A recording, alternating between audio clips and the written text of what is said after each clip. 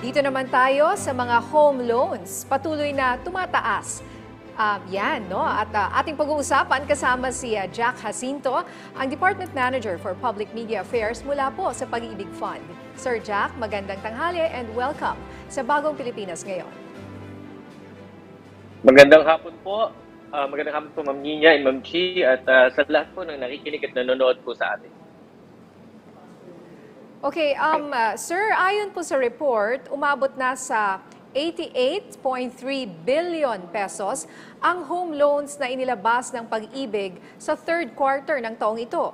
Gaano po ba kalaki ito kung ikukumpara sa home loans noong nakaraang taon?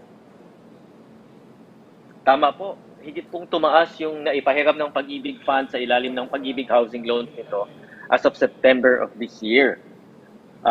Umabot na ho ng halos 5 billion pesos yung itinaas ng naipahiram natin ngayong taon kumpara po last year.